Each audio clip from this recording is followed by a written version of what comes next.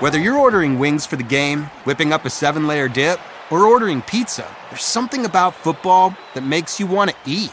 And this football season, Uber Eats has the best deals on game day food. No matter what you're craving, from 2-for-1 pizza to buy one, get one wings, Uber Eats will be dropping new deals each week, all season long. Uber Eats, official on-demand delivery partner of the NFL. Order now. Terms and conditions apply. See app for details.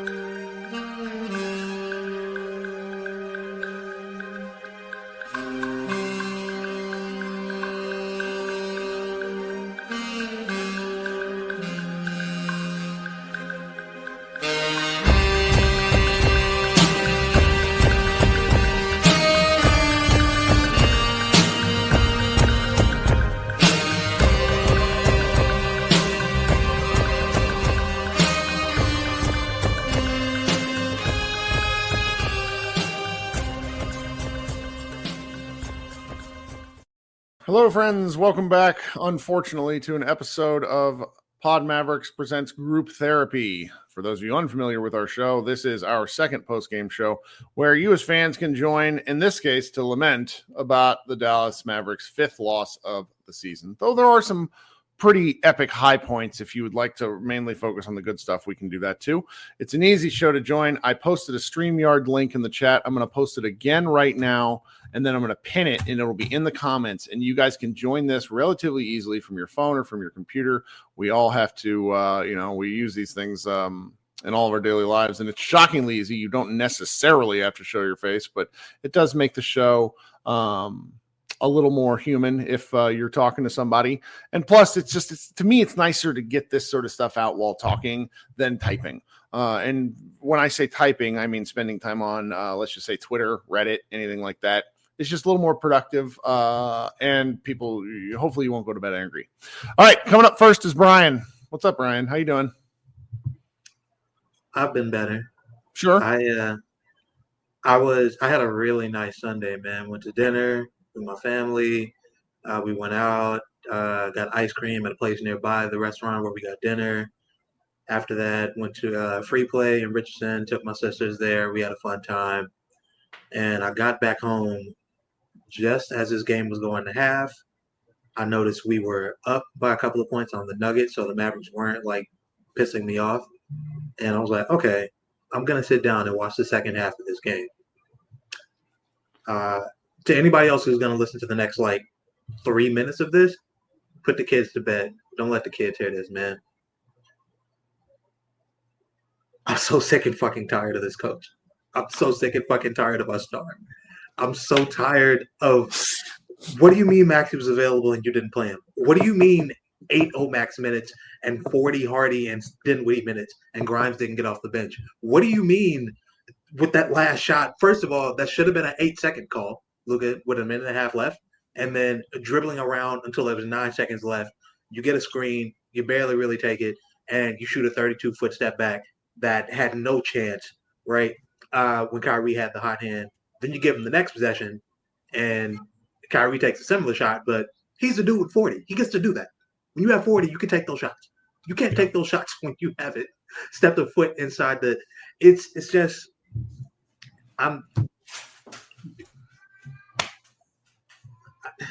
Najee was fine. Gafford was good until Jokic got to the three-point line, and then his guarding bigs in space brain activated, which shut the rest of his brain down.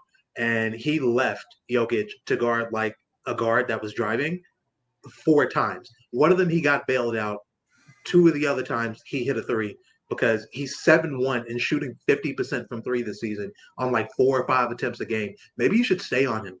I get maybe that's the team game plan to lock down the paint, but maybe stay on the 50% 3-point shooter when he's standing above the break with nobody within 10 feet of him. I don't know. I'm kind of rapid speeding these, but what I really want to drill down on, 2 things. The Grimes thing, it's getting weird. It's been weird. It's getting really weird. Like second half of the season, Christian Wood, weird. Like I expect to see some tweets from a player account or from some player family members in 15 games if things don't change. Weird. Mm-hmm. And Luka is an indecisive mess outside of 4 feet. And it is destroying our offense. Yeah. I indecisive is a great descriptor for it. Like there's so many, and you're reading the comments, you're on Twitter, you're on Reddit, there's so many people that really feel that Luka's lost a step. And I kind of feel like that's inconsequential because his big butt gets down there anyways. So whether or not he's lost, it's like, so what are you doing with that step? Like get in there. I think it was Seeker in the chat earlier who said Luka is passing late.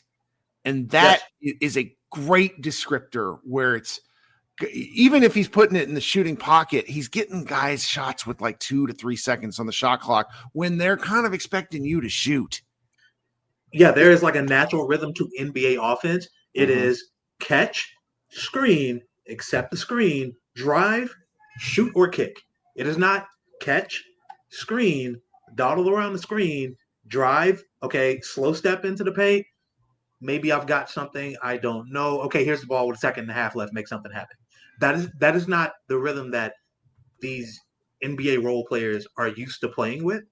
And it's not one that, frankly, they should have to play with. That's not Luka genius brain. Oh, he just like created something out of nothing and somehow you're wide open. No, he's getting these guys the ball with like a defender still 2 feet away from them. And like, I'm sorry, I didn't have anything down here. So I'm just going to leave it up to you. You just got to hoist something up.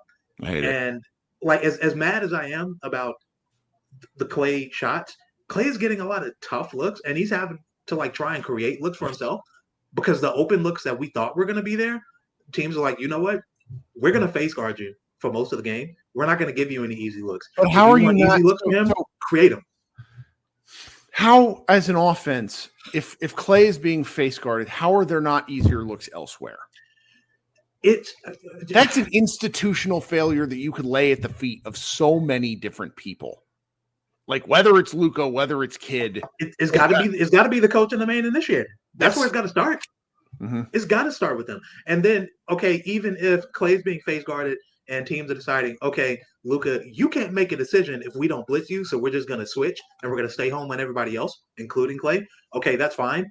If that's the case, why are we not doing some weak side actions with Clay to get him open, to get him running towards the top of the arc on a flare and try and get him open, to get him on some pin downs, to get him running to his favorite spot on the floor, running full speed into the corner where he can fade and hit those crazy shots he always hits. Why are we not seeing more of that? Right? And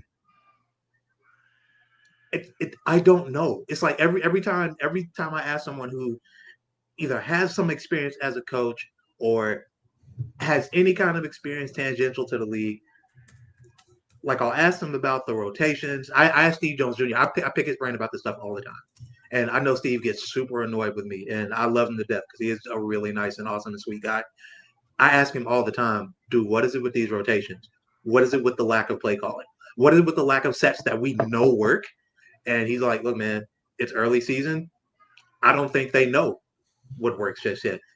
They have things they think work. No. I know. That's what I said. Enough now the dribble handoffs fucking work. That's what I said. Even the shitty dribble handoffs work with this team. They generate something. I watched one today that could be considered a handoff from shoot. Doesn't matter who it was from, but it was basically like it looked like an underhanded pitch to somebody instead of a handoff. Like there's not even like the rub screen. There was none of that. And it, because of the guys that they have, the shot making, the drive, I don't know about the driving outside of Kyrie and Luka, but just like, let's just say that the downhill consequences of those guys on the run, I'm flabbergasted. We don't, with other than like PJ and maybe Grimes, we don't have the kinds of athletes with the foot speed to generally create, or Kyrie obviously as well, to just like get themselves open purely off of I'm going to beat you on my first step. So those dribble handoffs and those high top of the arc, like those hub actions with the bigs, They help those guys get separation they can't get for themselves. That helps the Clays and the Najis and Luka sometimes when he doesn't feel like trying to muscle his way past the defender. That helps him a lot, and we don't do that enough. And it leaves Luka mainly, because he's usually the guy, just dribbling and dribbling and dribbling and trying to figure out how to get past his man and how to muscle his way past without drawing an offensive foul. And it takes up too much time. It ends up with a lot of thinking. It ends up with a lot of drives. Okay, I finally gotten by this guy, and now they have 2 feet in the paint. Okay, I have to figure out where the ball is going next. And where that decision used to happen like this, now it is taking a half second more, and that half second is throwing everybody's rhythm off. It's maddening that we're not generating easier looks with the offensive talent that we do have, despite damn the injuries. I don't care about the injuries. We should not be playing like this, even with the injuries, because the guys who are outside of Lively, they don't affect this. This isn't about who's making shots and who's missing them. This is about process. The process is flawed right now. From rotations to sets to what they're doing defensively, the process is flawed right now. And that is what everybody is so mad at, because if it weren't, if we were getting out of our own way, if we're avoiding these very avoidable obstacles that we keep stumbling over against these decent teams and these good teams, we would be 7-3 or 8-2 and not sitting at 500 and everybody dooming on Twitter. Yeah, no, I get it. I get it. Okay, I'm sort of wondering, team. I can hear my my 1-year-old has been very sick for a couple of days, and I can hear my wife with him upstairs. She hasn't told me to end the podcast. I feel like I should end the podcast for my safety, as well as the baby's health, just because I don't want to get killed later. Bryan, thanks so much for starting the show. I see Henry down there, my man Doug's. But I'm gonna have to bail early, guys. Oh geez, and then the dog's drinking water like they're out of a trough. Can you hear it now? Heinous. I can hear the dog. I just run a madhouse. Anyway, everybody be good. I really apologize. I cut this one out. We'll talk soon. See you guys on Tuesday. Go Mavs.